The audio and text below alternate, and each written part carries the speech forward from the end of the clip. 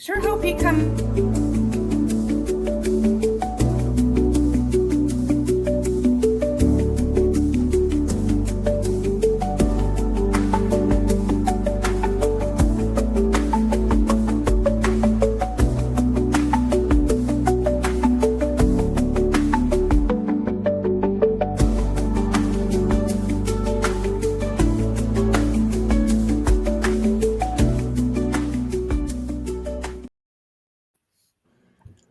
Rachel, Miller, how you doing? I'm good. How are you? I How am you just doing? how you How you doing? doing? Yeah, we're not. I'm not from New York, so I probably shouldn't even try that. Uh, yeah. So we may or may not have a guest today, and Yeah. even if we don't, we can we'll just wing it because that's how we roll. Because you know what, we're realtors and we have to pivot every day. So pivoting is not a horrible thing. Pivots. Pivot. Screech, put the brakes on, turn around. So We are adaptable creatures. we are adaptable creatures. Hey, I should have mine like yours says. I'm kind of upset. I should do mine like that. Rachel, where are you from? What do you do? Where am I from? What do I do? I am in Thousand Oaks, and I am a realtor at Gratis Homes and Estates. I'm also a Pilates instructor. Some people may know that I've been in the health and fitness industry for a very long time. And about 4 years ago, I did a pivot and decided to get my license. And I've been working hard at it for the last 3.5 years. That's awesome. I can't change my name. I'm sad right now. Miller, where are you from? What do you do? Oh, I am Scott Miller, and I am a realtor in the great Death Valley. I'm kidding. I'm in Ridgecrest, California, right adjacent to Death Valley. I could be at Death Valley's doorstep. Wait, yeah, that sounds weird. I could be at Death Valley in like 25 minutes. So I am up here in the high desert of California. People say I'm in Southern California. Some people say I'm in Northern California. I'm in California. You're in California. You're I'm in smack California. dab in the middle of California. I am right in the middle of it. Smack dab. Well, people say, where's Ridgecrest? Go to Bakersfield and head west about 2.5 hours that way. Yeah, head east. I'm right here. Yeah, if you head west, you'll end up in the ocean.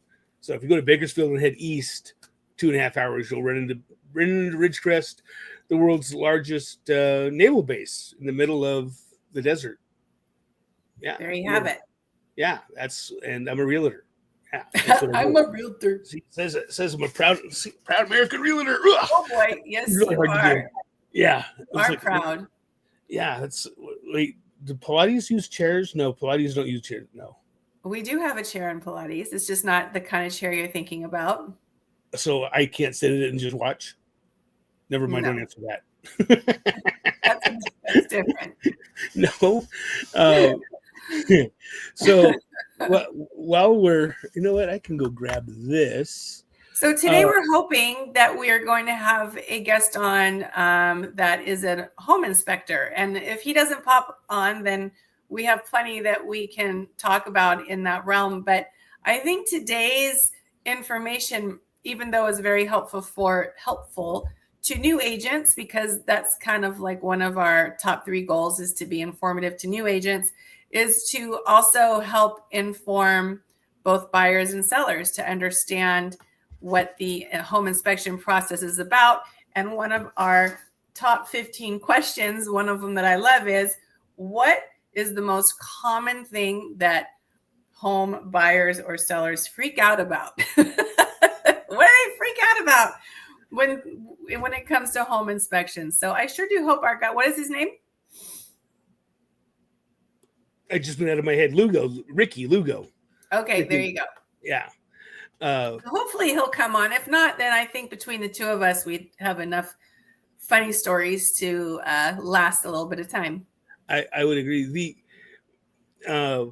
Something I find with home buyers and sellers is when we schedule a home inspection, there's a misconception that the home inspection, oh, I'm a poet, home inspection is an appraisal. and they're two different animals. The home inspection is something that typically the home buyer is going to pay for. However, there are times the home seller will pay for it. But typically it's the home buyer who will pay for the home inspection. And one of the misconceptions is when that inspector comes to the house, they are just getting a picture right then, right there of what's happening. Not anything in the future, not anything in the past. It's a snapshot, it's a Polaroid of the house right then and there. When they go through, they usually spend somewhere between an hour to 3 hours doing an inspection. I know one home inspector that does his home inspection barefoot. Is he grounding? I'm going to say yes. And I asked him how many times he's stepped on something. Yeah, thorn. Tack? Goat heads. Have you ever stepped on a goat head? Don't ever do that. And I don't mean like the ones you use in Pilates. No, like a tack in the carpet? It's a goat head. It's like a the burrs you all get down there in the grass down there, those little round things with spikes all over them? Yeah. The ones up here, they're not round. They're triangular, and they have 4 spikes on them. And I'm pretty sure they all have little brains, and they try to attack humans. They sound evil. They are evil. Because you can't not step on them. Sounds probably because they come from tumbleweeds, right? They come from hell. They are evil. Decent to tumbleweeds. Yes, it's like yeah. I've come home from houses, and you get out of your car, and you sound like you're wearing tap shoes. So it's like, how many times have you stepped on a goat head? He was like, a couple. But he says he does it so that he can feel the differences in the floor. I was like, that makes sense. Is it squishy? Does it give? Yeah. Is there a warm spot, a cold spot? I was like, okay. Interesting dude. Yeah. And his home inspections are very, very thorough. I like thorough home inspections. In the same breath, they also can scare the heck out of you. As an agent, is obviously I'm not a home inspector. I don't play one on TV. I'm not a construction person. You have a leg up on that. You happen to be married to a contractor. Okay. Yeah, you'd be like, honey, what's that? You're like, okay. My goodness.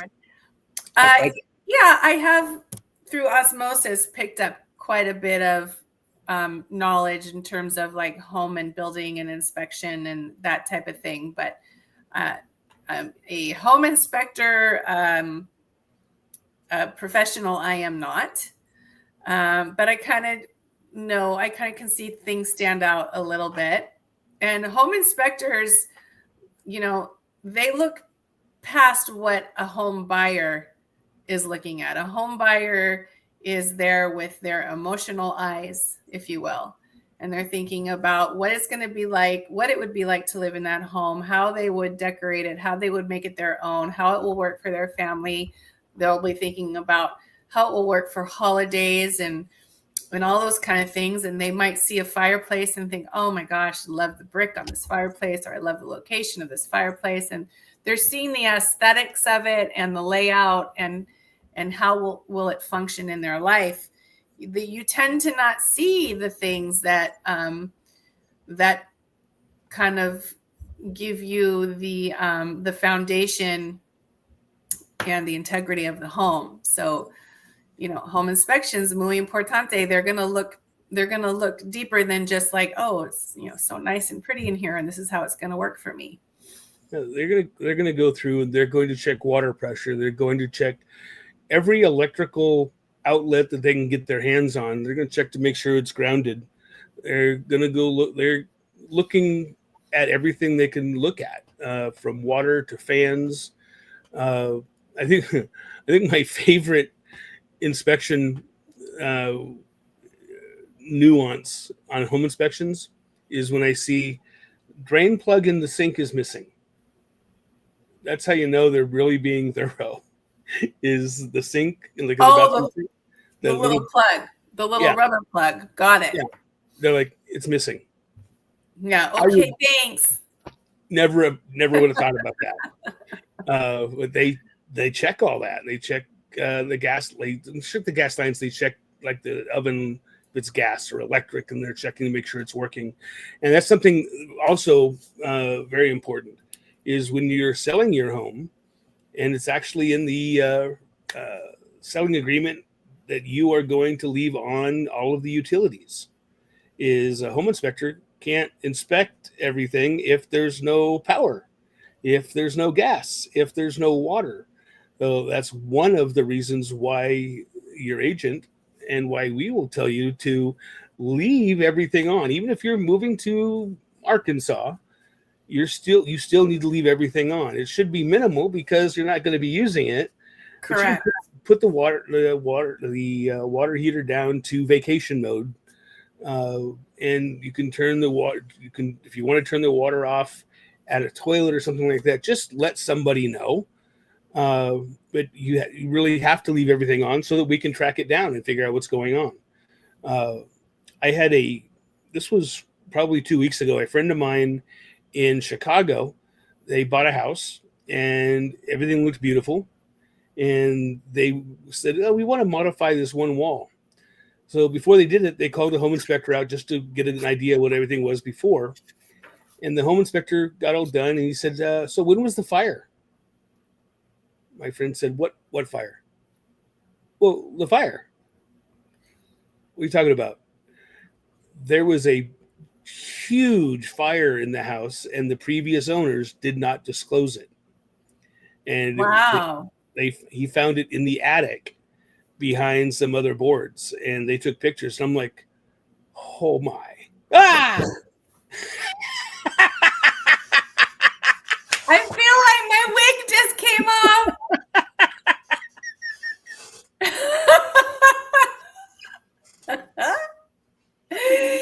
You jinxed me with your story, Miller. Yeah. Excuse me while I fix my problem. Can I literally feel like I just got caught with my pants down. And that's the end of the show today, ladies and gentlemen. Thank God I cleaned up. You could see the pink bunny. I'm going to pass out laughing. Bella's pink bunny she left behind. It's a big giant peeps. I'm going to turn my camera off while I fix this. Why don't you turn your camera off while you fix that? That may have been the funniest thing I've seen all day. Yeah, I love that. That was really funny. I think you should do that again when you're not expecting it. Wouldn't that be a great idea? Just say yes. No? Maybe? So, you know what? Well, you were fixing that. Oh, you're coming back. I'm just not even going to fix it. I'm just going to just leave it as is today. Okay. Well, you know what I'm going to do is I am going to hit this button here, and I am going to share a screen and share this one there. And can you imagine if like something was going on behind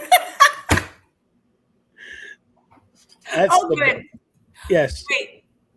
That's you. Well, that's not really you, but that's me, but that's you. Here. Yeah. What's happening, Miller? How did you? I'm so confused. That's through today. Yes. We haven't really moved much in that benchmark in a while. That median list price, I mean, median, obviously, that's the middle price. I feel like, depending on what, I feel like our prices are stabilizing a little bit, like for a 4-bed, 2-bath home, you know, in the middle of Thousand Oaks, an older home, a 1967 home.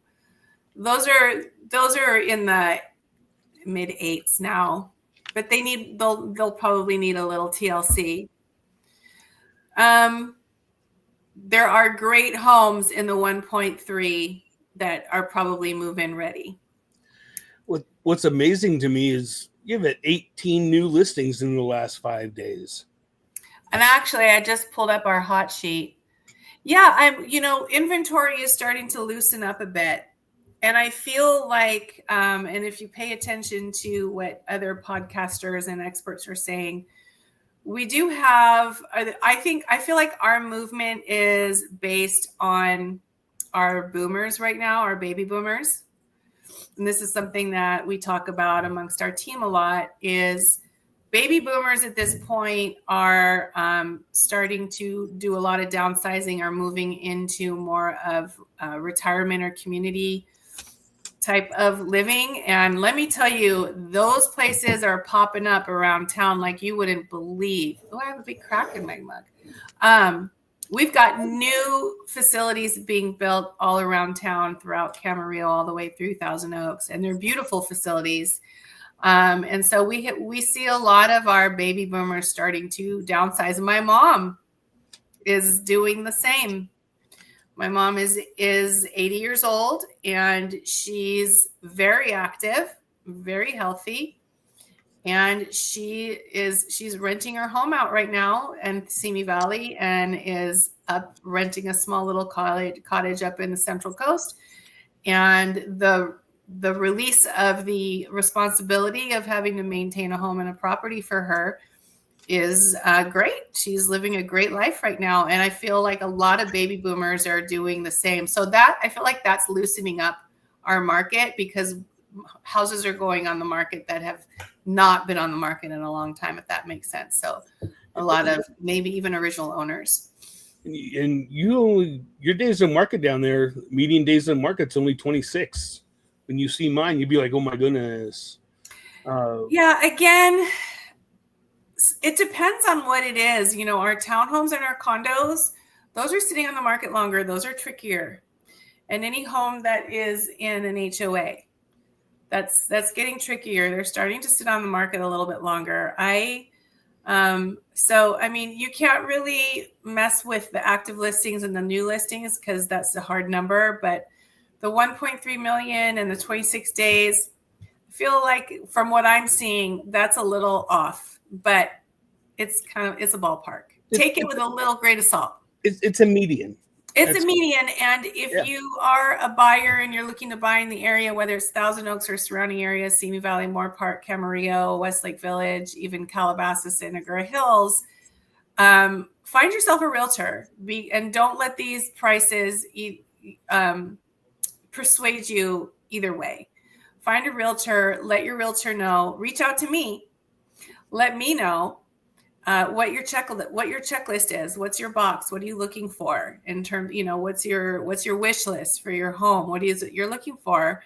And let your realtor do the looking for you, because they're just going to have a better grasp on the community than you jumping into Zillow or that's a consumer website. Yes. And that's our job.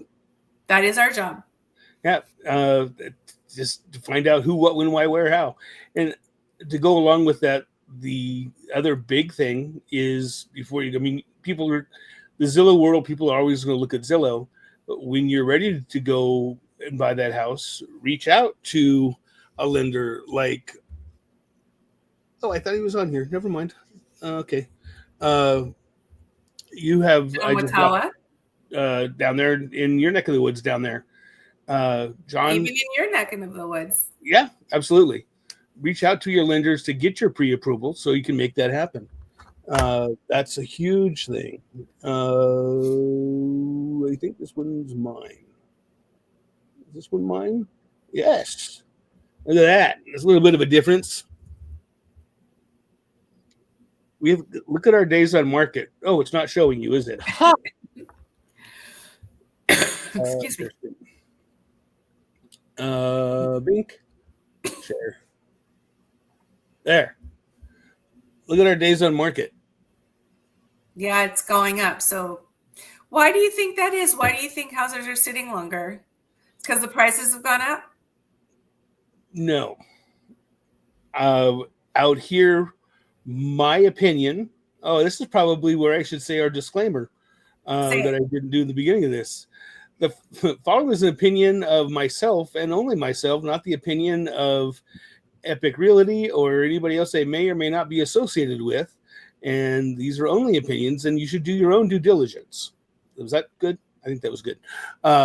My opinion is our days on market is people are thinking with the fires that happened in LA and with it becoming into the, if you will, the prime selling season, people are putting their houses 20 to 30% top of the market. And this buyers are like, I'm not paying that. So the price, because the prices has gone up then. Well, the list prices have gone up. Listing prices, yeah. Listing prices have gone up, and until the buyers will listen to the agents, if that sounds so rude for me to say it like that, they stay on the market longer. So are you also seeing a lot of price adjustments then? A lot of price adjustments. I think today I saw 11 or 12 come in. Mm-hmm. Just in Ridgecrest. That's not including down in Lake Isabella or anything like that. I was like, that's a lot of price adjustments. Start where it should be. And remember, everything's negotiable in real estate. If you have your house listed at $225 and someone says, I'll give you $200, you can still say no. You don't have to say yes to it. It's your house, and you have a right to say whatever you want to say about it. We have 76 active listings, and in Ridgecrest, that's a big number. But it's down. It is down almost 10% from March and April. I know that the home inspectors are very busy, and that's probably why we didn't have Lugo jump on here. How many homes closed last month? How many sales closed? I can tell you in a minute or 12 when I go over to my other screen and go here. This is just in our MLS. And now that number.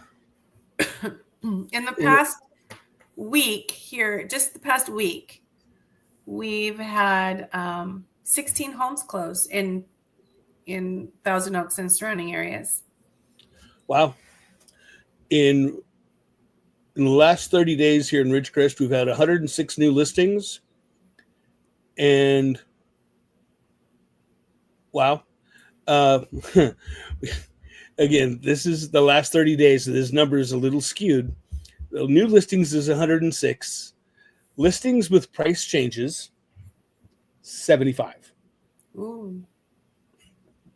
So that price changes does not necessarily incorporate that 106 number.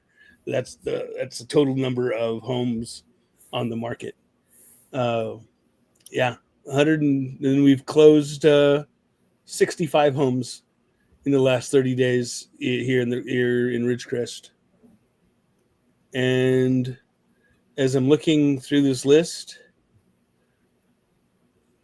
I see a couple of them were actually above asking. Yeah, some of them were actually well above asking. Yeah, interesting.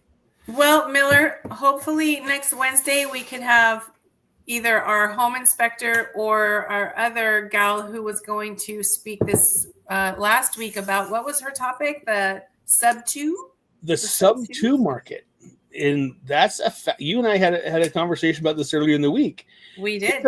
It's a fascinating market. For us, because I guess we're real estate nerds now. Right? We're like, ooh. Other people are like, this. And I had, you know what? I'm going to pull it up. This is kind of, where is it? I went into ChatGPT, my good friend ChatGPT, and said, explain to me what the sub 2 market is like I'm 10. Explain it. Explain it to me. Where did I put it? I think I hit it.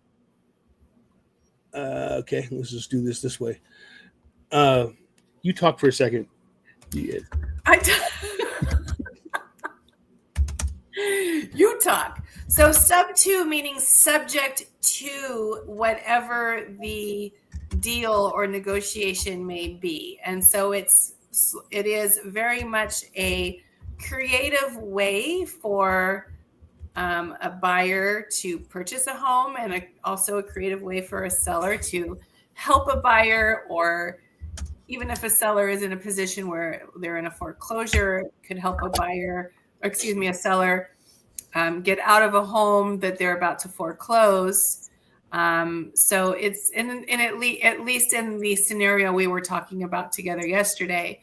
So sub 2 means subject to the terms of the deal. And so maybe it's not so much, having a lender come in per se. The buyer can leverage a different way. So was that good, Miller? Yeah, that was good stalling while I got this thing pulled up. Like sweating. What's happening? Buying property subject to existing mortgage. It means you take over the property, but the loan stays in the seller's name. You're just agreeing to make the payments on it. And then I said, explain to me like I'm 20. Let's say this happened. John owns a home. He owes $225,000 on his mortgage. He's struggling to make the payments. You come in and say, hey, John, I'll take that house off your hands and I won't get a new loan. I'll just start making your monthly payments. The loan stays in John's name, but you get the deed of ownership on the house when the deal is done. Key parts, you get to keep the house and control of it, rent it, sell it, you being whoever's doing the buying of the house. The seller's mortgage stays in place. The payments, you make the payments, so the loan does not go into default, and the bank goes, what's going on? That way the bank has no idea anything's changed most of the time. Well, we got to wrap this up, but I have a question or a concern about that. Okay. So the buyer is not necessarily assuming the loan, but just paying the loan in the seller's name. Correct. That buyer is getting they are not receiving any monitoring on their credit in terms of paying that mortgage off. Correct. That may or may not be important to them. The other part of it, which we said yesterday, was the seller is walking away from equity because they're not selling the home at market value, which could be more than what they owe on the home. So with that said, I hope that we can go deeper into it next week or the week after, because I am very fascinated by this. It seems really interesting to me. So hopefully we can have her on and talk about that. But a half hour has zipped by, Mr. Miller. Yes, it has. So you and me. With that, I will go and close this thing down. And also, we have our own email address because I went through and changed everything around. So we have our own we have our channel back on YouTube, which is we are on YouTube now. We are on YouTube, and it's just the YouTube channel.